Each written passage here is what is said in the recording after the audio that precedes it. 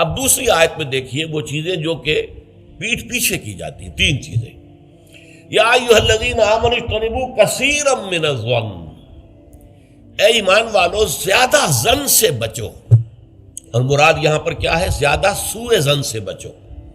حسن ظن کے بارے میں تو حضور کی حدیث ہے کہ حسن ظن جو ہے وہ تو عبادت میں سے ہے. حسن الظن من حسن العبادہ، یہ حضرت ابو ہریرہ سے روایت ہے، اور یہ مسند احمد ابن حنبل میں بھی ہے اور سنن ابی داؤد میں بھی ہے، ان کے حوالے سے مشکات میں بھی ہے. اس اعتبار سے حسن ظن تو مسلمان کا وصف ہے، سب سے حسن ظن رکھو، الا یہ کہ کوئی شخص ثابت کر دے کہ میں حسن ظن کے قابل نہیں ہوں، پھر آئندہ کے لیے محتاط رہیے آپ. لیکن کسی سے کوئی معاملہ شروع ہی سے بدظنی پر نہ کیجیے، سوء ظن پر نہ کیجیے.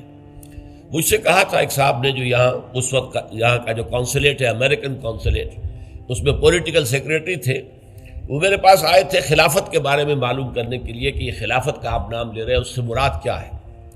تو وہیں پھر گفتگو ہوئی کہ کانسٹیٹیوشنز کے اندر جو میکینزم رکھے جاتے ہیں، چیکس اینڈ بیلنسز، اس نے کہا ہم تو یہ سمجھتے ہیں، ہم نے اپنا دستور اس بنیاد پر بنایا ہے کہ ہر شخص چور ہے، ہر شخص بے ایمان ہے، اور ہمیں اس کا سد باب کرنا ہے. بڑے سے بڑا آدمی ہو، بڑا نیک ہو، ایماندار ہو، اس کے بے ایمان ہونے میں دیر نہیں لگتی. لہذا ہم نے تو اپنا دستور بنایا ہے کہ ہر جگہ پر چیکس ہوں، بیلنسز ہوں، اور کہیں بھی اختیار جو ہے اتنا نہ ہو جائے کہ کوئی شخص اگر بگڑ جائے تو اس کے ہاتھوں جو ہے وہ قوم کی اور ملک کی اور پوری ریاست کی مٹی پلید ہو جائے. یہ اسلامی اصول نہیں ہے. اسلامی اصول یہ ہے ابتداءً آپ کا معاملہ کسی سے بھی ہو حسن ظن کی بنیاد پر ہوگا، لیکن یہ کہ اگر اس نے آپ کے حسن ظن کو زخم پہنچائی، ٹھیس پہنچائی، ثابت کر دیا کہ میں حسن ظن کے قابل نہیں ہوں، تو اب آپ سوء ظن معاملہ کر سکتے ہیں. الحزم فی سوء الظن، یہ کہاوت ہے. احتیاط اسی میں ہے کہ سوء ظن سے کام لیا جائے، اس لیے کہ آدمی بچنا چاہتا ہے، لیکن جیسا کہ میں نے عرض کیا ابتدا کرنا سوء ظن سے یہ اسلام میں پسندیدہ نہیں ہے. لیکن یہاں دیکھیے فرمایا اجتنبوا کثیرا من الظن، زیادہ ظن سے بچو، ورنہ اس لیے کہ ظاہر بات ہے کہ ظن سے بالکل چھٹکارا تو ممکن نہیں ہے. پچھلی نشست میں ایک صاحب نے سوال کیا تھا کہ شک میں اور ظن میں کیا فرق ہے. شک یہی ہے کہ ایک انسان کے بارے میں انسان سوچے کہ کہیں یہ کام نہ کر بیٹھے، میں اعتماد تو کر رہا ہوں، کہیں یہ میرے اس اعتماد کو ٹھیس نہ پہنچائے. اور سوء ظن جو ہے وہ یہ ہے کہ انسان جو ہے بغیر کسی اسباب کے، بغیر کسی عوامل کے، کوئی سرکمسٹانشل ایویڈنس نہیں ہے اور خواہ کسی کے بارے میں برا ظن قائم کر کے بیٹھ جائے. وہ گویا کہ فیصلہ ہوتا ہے، سوء ظن جو ہے وہ فیصلہ ہو جاتا ہے کہ مجھے اس شخص کے ساتھ معاملہ سوء ظن کے ساتھ کرنا ہے. یہ نہیں، البتہ شک کا پیدا ہو جانا یہ کوئی بری بات نہیں ہے، انسان ذرا سا احتیاط کا پہلو مربوط رکھ لے. تو فرمایا یا ایھا الذین آمنوا اجتنبوا کثیرا من الظن ان بعض الظن اثم، یقیناً بہت سے ظن گناہ کے درجے میں آ جاتے ہیں. آپ نے ایک شخص کے بارے میں رائے قائم کر لی یہ برا آدمی ہے، یہ غلط آدمی ہے، یہ تو میرے درپے ہے، میرا دشمن ہی ہے، میری جڑ کاٹتا ہی رہتا ہے، حالانکہ ایسا نہیں ہے. نتیجہ کیا ہوگا؟ آپ کا طرز عمل اپنے سوء ظن کی بنیاد پر ہو جائے گا. ہر وقت جو ہے آپ کے طرز عمل سے ظاہر ہوگا وہ سارا آپ کے اندر جو بھرا ہوا مواد ہے، اور اس سے ہو سکتا ہے دوسرے شخص کی خامخواہ دل شکنی ہو، اس کے احساسات مجروح ہوں، اور تمہارے حصے میں اللہ کی طرف سے، اللہ کی جانب سے اعمال نامے میں گناہ کا اندراج ہو جائے. ایک شخص کے خلاف خواہ اس نے سوء ظن کیا جبکہ اس کے لیے کوئی آثار نہیں تھے، اس کے لیے کوئی بنیاد نہیں تھی. تو ان بعض الظن اثم، بعض ظن جو ہے وہ تو گناہ کے درجے کو پہنچ جاتے ہیں. نمبر 2 بات جس سے روکا گیا اس آیت میں، ولا تجسسوا، تجسس نہ کرو. اب تجسس کیا ہے؟ چھان بین کرنا، تفتیش کرنا. ظاہر بات ہے کہ بعض معاملات میں تو یہ ہماری ضرورت ہے. تجسس سے تو ظاہر بات ہے کہ کوئی چارہ کار ہی نہیں ہے. آخر مجرموں کی تفتیش ہوتی ہے تو تجسس اس میں ہوتا ہے. ایک دوسرے کے ملک کی جاسوسی ہوتی ہے، وہ بھی در حقیقت اپنی حفاظت کے لیے ہوتی ہے کہ وہاں کیا کچھ تیاریاں ہو رہی ہیں تاکہ ہم کو بندوبست کر سکے اس کے توڑ کا. تو تجسس ہر حال میں برا نہیں ہے.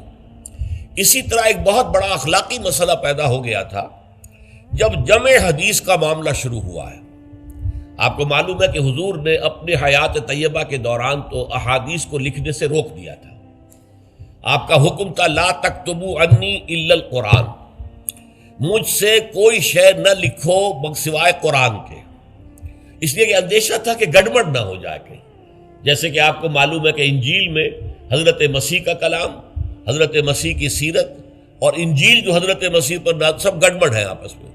یہ بتانا مشکل ہے کہ کون سی اس میں وحی ہے، کون سا حضرت مسیح کا اپنا ذاتی کلام ہے، اور کون سی در حقیقت جو ہے اللہ تعالیٰ کی طرف سے وحی آئی ہے، اور کون سے صرف واقعات ہیں حضرت مسیح کی سیرت کے. مشکل ہے. یہی کام ہو سکتا تھا اگر ان چیزوں کو گڑبڑ کر دیا جاتا. اللہ کے فضل و کرم سے اسلام میں کیا ہوا ہے؟ قرآن علیحدہ معین، بالکل معین، پھر احادیث حضور کے اقوال و افعال کو جمع کر دیا، وہ علیحدہ معین، پھر فقہ مرتب ہوئی اور اس کو بھی ترتیب دے دی گئی، سیرت علیحدہ مرتب ہوئی. سیرت میں عام طور پر ان احادیث کو بھی قبول کر لیا گیا، روایات کو، جو زیادہ مضبوط نہیں ہے، زیادہ مستند نہیں ہے. حدیث کی کتابوں میں ان روایات کو قبول نہیں کیا گیا، کیونکہ حدیث سے احکام نکلنے ہیں، شریعت کا منبع بنے گی حدیث، لہذا یہاں جو ہے بڑی چھان بین کی ضرورت تھی.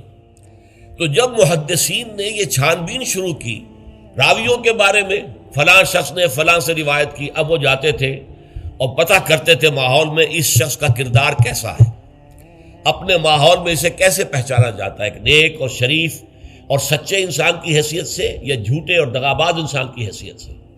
اس کے لیے تفتیش کرتے تھے، کیونکہ اگر اس کا کردار اچھا نہیں ہے، اگر اس کی شہرت اچھی نہیں ہے، تو پھر ہم اس سے حدیث نہیں سنیں گے. کیا پتہ اس نے اس حدیث میں ملاوٹ کر دی ہو، کیا پتہ اس نے خود اپنی جی سے گھڑ لی ہو. تو یہ احتیاط کی گئی. اس پر بعض لوگوں نے جو درویش قسم کے تھے، نیک لوگ تھے، انہوں نے کہا یہ تم قرآن کے خلاف کر رہے ہو، لا تجسسوا. قرآن تو کہتا ہے کہ تجسس مت کرو، لوگوں کے حالات کی تفتیش و چھان بین نہ کرو. تو جواب دیا گیا نہیں، یہاں یہ در حقیقت ایک دینی ضرورت کے طور پر ہے، اور جواب بھی اسی صورت سے دیا گیا. وہ جو آیت ہم پڑھ چکے ہیں، یا ایھا الذین آمنوا ان جاءکم فاسق بنبأ فتبینوا ان تصیبوا قوما بجہالۃ فتصبحوا علی ما فعلتم نادمین. یہ آپ کو معلوم ہے کہ یہ آیت نمبر 6 ہے اسی سورہ مبارکہ کی، ہم پڑھ چکے ہیں. اہل ایمان، تمہارے پاس اگر کوئی فاسق آدمی، غیر متقی آدمی کوئی خبر لے کر آئے تو تحقیق کرو، چھان بین کرو. ایسا نہ ہو کہ تم اس کی خبر، لائی ہوئی خبر پر اعتماد کر کے کوئی اقدام کر بیٹھو، کسی گروہ کے خلاف، کسی قبیلے کے خلاف جو ہے حملہ کر دو، اور پھر بعد میں تمہیں پچھتانا پڑے کہ خبر تو غلط تھی. تو اس دلیل سے پھر محدثین نے کہا یہ ہمارے لیے ایک دینی ضرورت کے طور پر کہ احادیث نبویہ سے شریعت کے احکام نکالے جائیں گے. تو ہم دیکھ لیں جو حدیث پیش کر رہا ہے اس کا کردار کیا ہے، اس کی سیرت بھی ہے کہ نہیں. اسی لیے ایک بہت بڑا علم انسانی تاریخ میں، یہ علم سوائے محمد صلی اللہ علیہ وسلم کی ذات مبارکہ کے اور کسی شخص کے بارے میں نہیں ہوا، جسے کہتے ہیں الرجال. یہ علم الرجال جو ہے کہ تمام جو صحابہ تابعین، ان کی شخصیتوں کا پورا تجزیہ یہ کر دیا گیا. یہ سارا کام اس لیے کیا گیا ہے تاکہ معلوم ہو عن فلاں عن فلاں عن فلاں عن فلاں. اس پوری چین کے اندر کہیں کوئی شخص ایسا تو نہیں ہے کہ جو قابل اعتماد نہ ہو، تو اس کی پھر وہ حدیث صحیح نہیں قرار پائے گی، وہ مستند نہیں قرار پائے گی. اسے کہیں ضعیف احادیث میں لے آئیں گے. ٹھیک ہے، یہ ضعیف ہے، اور ضعیف احادیث جو ہے وہ اخلاقیات کے بیان میں استعمال ہو سکتی ہیں، لیکن ان سے کوئی شرعی حکم نہیں نکالا جا سکتا. شرعی حکم کا استنباط جو ہے وہ صحیح اور پختہ اور مستند احادیث سے ہوگا. تو یہ ہے تجسس کے بارے میں. البتہ جس چیز سے روکا گیا ہے وہ کیا ہے؟ بعض لوگوں کے مزاج ہوتے پرورٹڈ. جیسے آپ کو معلوم ہے کہ مکھی جو ہے وہ گندگی کی تلاش میں رہتی ہے، گندگی پر بیٹھے گی. کچھ لوگوں کا مزاج ایسا ہو جاتا ہے کہ وہ اس تلاش میں رہتے ہیں، ٹو میں رہتے ہیں، کہیں کوئی بری بات انہیں ملے تاکہ لے اڑیں اسے، اس کا پرچار کر دیں، اسے عام کر دیں. کہیں سے کسی شخص کی کسی غلط حرکت کا علم ہو گیا اور اس کو لے کے اب عام کر رہے ہیں، پھیلا رہے ہیں لوگوں کے اندر. یہ جو ہے تجسس اس لیے کرنا کہ آپ کے ہاتھ میں کوئی سکینڈل بنانے کا کوئی مواد آ جائے، کوئی طریقہ ایسا ہو جائے. تو یہ جو مکھی کی ذہنیت اور مزاج رکھنے والے لوگ ہیں، یہ ان کو روکا جا رہا. تجسس نہ کرو، بلکہ کہا گیا ہے کہ اگر تمہارے کسی بھائی کا عیب تمہارے سامنے کھل جائے تو پردہ ڈالو. تم اگر دنیا میں اپنے کسی بھائی کے عیب کی پردہ پوشی کرو گے تو قیامت کے دن اللہ تعالیٰ تمہارے عیوب کی پردہ پوشی کرے گا. اور اگر تم دنیا میں اپنے بھائیوں کی پردہ دری کرو گے تو اللہ تعالیٰ تمہیں رسوا کرے گا تمام لوگوں کے سامنے قیامت کے دن. تو یہ تجسس جو ہے یہ برا ہے. بعض لوگوں کا مزاج ہوتا ہے، یہ دو بھائی جو ہیں ان میں کبھی جھگڑا نہیں ہوا، کیا بات ہے، اب وہ اندر جا کے ٹو لے رہے ہیں، کہیں سے کوئی مسئلہ نکال لیا، اس سے بھڑکایا تاکہ لڑیں آپس میں، اور پھر یہ کہ وہ بھس میں آگ لگا کے جمالو دور کھڑی تماشا دیکھ رہے ہیں کہ یہ لڑ رہے ہیں آپس میں۔ تو اس طرح کی پرورٹڈ جو ہے بس شدہ شخصیتیں ہوتی ہیں بالفعل لوگوں کے اندر، اور یہ کن میں ہوتی ہیں؟ جن کے سامنے زندگی کا کوئی اعلیٰ نصب العین ہے ہی نہیں، کوئی اونچا آدرش ہے ہی نہیں، کوئی ہائی آئیڈیل ہے ہی نہیں۔ جن کے سامنے کوئی اونچا نصب العین ہے، وہ ہائی آئیڈیل ہے، وہ آدرش ہے بہت اونچا، وہ تو اس کام میں لگے رہتے ہیں، وہ ان چھوٹی چیزوں کی ان کو اس کی طرف متوجہ ہونے کا ان کے پاس وقت نہیں ہوتا۔ لیکن جن لوگوں کی زندگی کے اندر وہ اونچائی کی طرف تو کوئی رجحان ہے ہی نہیں، تو ظاہر بات ہے وہ تو پھر زمین ہی کے اندر دیکھیں گے، کیڑے مکوڑے انہیں نظر آئیں گے، یا گندگی جو ہے وہ اس کے بارے میں جو ہے اس کو لے اڑیں گے پھر بعد میں۔ اور تیسری چیز ہے وَلَا يَغْتَبْ بَعْضُكُمْ بَعْضًا، نہ ہی تم میں سے کوئی کسی دوسرے کی غیبت کرے۔ اب غیبت کیا ہے؟ کسی شخص کی غیر موجودگی میں اس کی کوئی برائی بیان کرنا، یہ غیبت ہے، یہ ہے اس کی ٹیکنیکل ڈیفینیشن۔ لیکن یہاں بھی جان لیجئے ہر غیبت غلط نہیں ہے۔ بس اوقات ایسا ہوتا ہے کہ آپ کا کوئی بھائی ہے، وہ کہیں رشتہ کرنا چاہ رہا ہے، اور وہاں کے بارے میں آپ کے پاس کوئی معلومات ہیں ایسی جو اس بیچارے کے علم میں نہیں ہے، اور آپ اسے بتاتے ہیں کہ بھائی وہاں یہ معاملہ ہے، ذرا سوچ لو۔ تو اس میں در حقیقت غیبت نہیں ہے، بلکہ یہ اپنے اس بھائی کو کسی برائی سے بچانے کی کوشش، اس میں اس کے ساتھ نصح اور خیر خواہی کا جذبہ ہے، نہ کہ ان کو بدنام کرنے کا جذبہ۔ اگر کوئی سبب ہے ہی نہیں اور آپ بیان کر رہے ہیں تو یہ غیبت ہے۔ لیکن اگر معاملہ اس طرح کا ہے تو ظاہر بات ہے اسی طریقے سے کوئی کسی قوم کے رہنما ہیں اور بڑی شخصیتیں ہیں، اب ان کے بارے میں یہ ہے کہ پبلک میں اگر آپ کو ان پر تنقید کرنی پڑے تو اس کے اندر بھی دیکھا جائے گا کہ وہاں اس کا ہونا ضروری نہیں ہے، وہ تنقید جو ہے آپ ملک اور قوم کی مصلحت میں کر رہے ہیں۔ تو گویا کہ اس طریقے سے غیبت کی ہر شکل جو ہے وہ حرام نہیں ہے۔ البتہ ایک خیال لوگوں کو بڑا غلط ہے، وہ میں ایک حدیث کے حوالے سے اس کا اطالہ کر دینا چاہتا ہوں۔ یہ حضور سے سوال کیا گیا کہ پوچھا گیا کہ غیبت کیا ہے۔ یہ حدیث ہے، مسلم شریف میں بھی ہے، ابو داؤد میں بھی ہے، ترمذی میں ہے، نسائی میں ہے، یہ حضرت ابو ہریرہ رضی اللہ تعالی عنہ سے۔ اور امام مالک نے ایسی ایک حدیث جو ہے موطا میں مطلب بن عبداللہ سے جو ہے روایت کی ہے۔ حضور سے پوچھا گیا کہ غیبت کیا ہے، آپ نے فرمایا ذکرو کا اخاک بما یکرہ، تمہارا اپنے بھائی کا تذکرہ کرنا کسی ایسے اعتبار سے جو اسے ناپسند ہو۔ اگر اس کے سامنے کرو گے اسے ناپسند ہوگا، اس کے علم میں آئے گا کہ میرے بارے میں یہ بات کہی گئی ہے تو اسے ناپسند ہوگی، ایسی بات کا اس کی غیر موجودگی میں بیان کرنا۔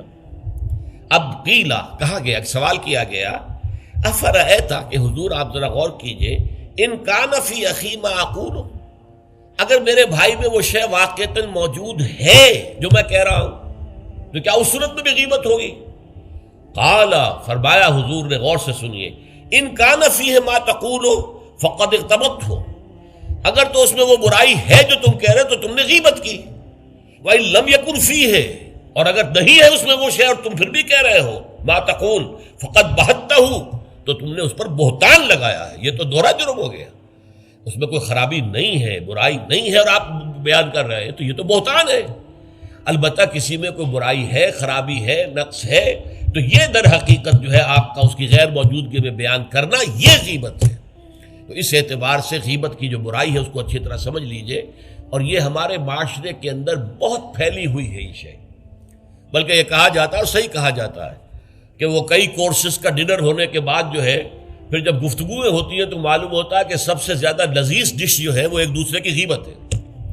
اور ہوتا کیا ہے، شادی کا کہیں پر مجمع لگا ہوا ہے اور جو ہے وہ ابھی بارات نہیں آئی ہے یا کوئی اور مسئلہ ہے، بیٹھے ہوئے ہیں، تو جب 3 آدمی بیٹھے ہوں گے تو کسی اور کی غیبت کریں گے، اور جب ان میں سے ایک اٹھ کے چلا جائے گا تو اب یہ دونوں اس کی غیبت کریں گے۔ یہ ہمارے معاشرے کا عام رخ ہے، یہ ہمارا جو ہے یہ گویا کہ سب سے زیادہ ڈیلیشس ڈش جو ہے وہ غیبت ہے۔